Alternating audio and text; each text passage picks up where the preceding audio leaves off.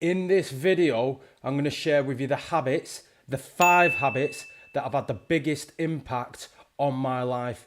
Before I do that though, I would also like to share with you a quote from William Shakespeare. All that glitters is not gold. And what this quote really means is that you can't judge something solely based on its looks. You need to look beyond the surface.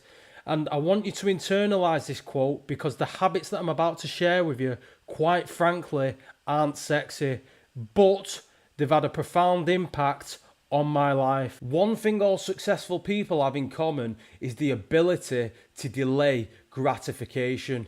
In other words, they can delay pleasure today in the anticipation of a greater reward sometime in the future. If you can delay gratification, these 5 habits which I'm about to share with you will have a tremendous impact on your life. So let's get on to the first habit. Before you start rolling your eyes at me, just hear me out, because making your bed is seriously one of the best habits you can add to your life. Why? The domino effect.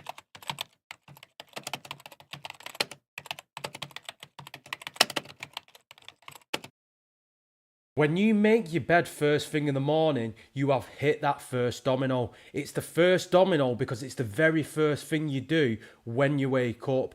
When you make your bed in the morning, you've also started your day off with a win. You've achieved something. You've even done this before your teeth has even been brushed. This is very, very good for morale. The next benefit of making your bed first thing in the morning is its simplicity. If you are able-bodied, you can do this. If you have a busy work schedule, you can do this. Realistically, how long does it take to make your bed? 1-2 minutes max. If that, you could probably get it done in about 30 seconds. It is that easy. So start making your bed first thing in the morning. You really haven't got anything to lose. Now let's talk about the second habit. As an adult, you need to take full responsibility for your health. Don't come at me with, I don't like water. That is what kids do, not adults. A very good way to look at the human body is to look at it like you would look at a car. The fuel that you put into it determines the performance you get out of it. Put high octane, high nutrient dense foods into your body, you will feel good about yourself. Your energy levels will be through the roof. On the flip side, feed your body junk food and you'll feel tired and sluggish. If you are anything like me and you want a life of constant achievement, you've got to have the energy to do it. And what will give you the energy is high nutrient dense foods. You are what you eat and drink. Sometimes the best way to explain something is to tell you what it's not. So let's do that. True physical fitness is not going on a bodybuilding stage, throwing poses and getting judges to rate your muscular development. That is a male beauty pageant. Now let's talk about what it means to be truly physically fit. True physical fitness is being able to run and jump on command. It's being able to climb. It's being able to push, pull and carry.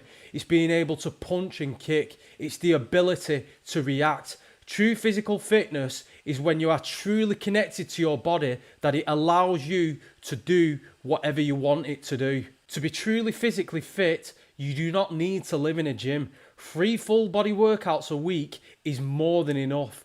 What you do need to do though is walk every day. Get your 10,000 steps. The human body is designed to move. We are not designed to be sat on our asses for hours on end. So what does Warren Buffett, Bill Gates and Elon Musk all have in common apart from being mega rich? They all read books. There's a saying, readers are leaders, and this is very, very true. When it comes to learning, the best way to learn is to fuck up and make mistakes, as long as it doesn't debilitate you going forward.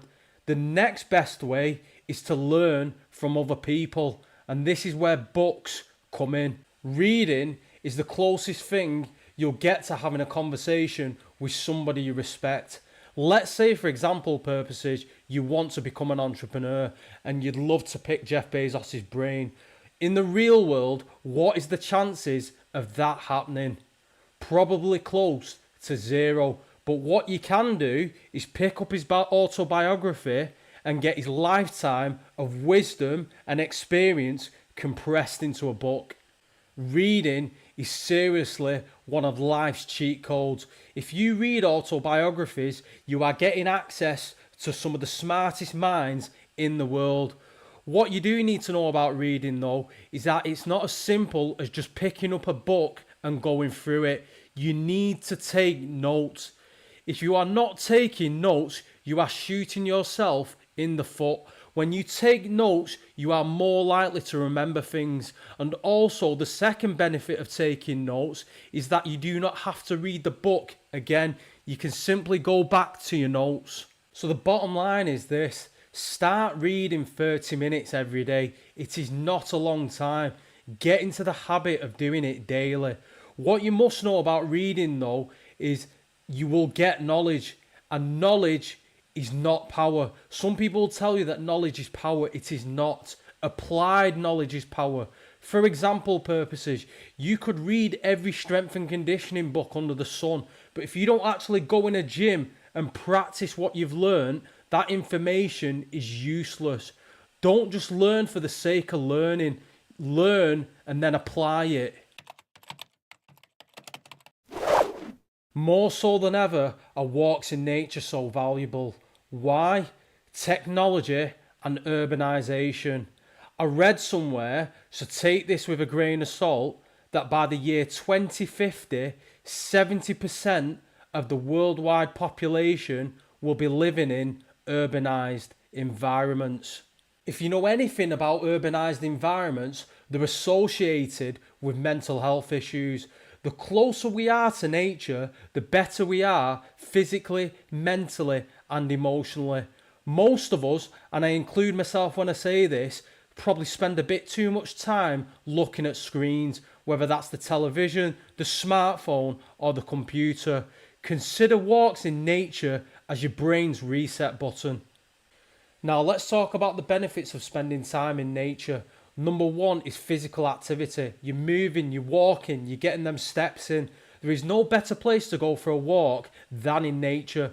Number two is cortisol. Cortisol is the stress hormone in your body.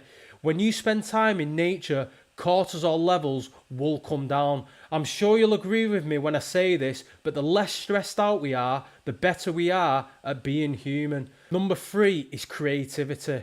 If you've got creative pursuits, spending time in nature will highly benefit you. And finally, it's a great way to bond with loved ones. There is nothing better than sitting by a fire and talking and chatting and catching up with people that you care about. Also, if you've got a dog, they will love being in nature. Whether you like to admit it or not, we are animals, and we're not meant to be in the house or in an office for that matter all day. We're meant to be outside.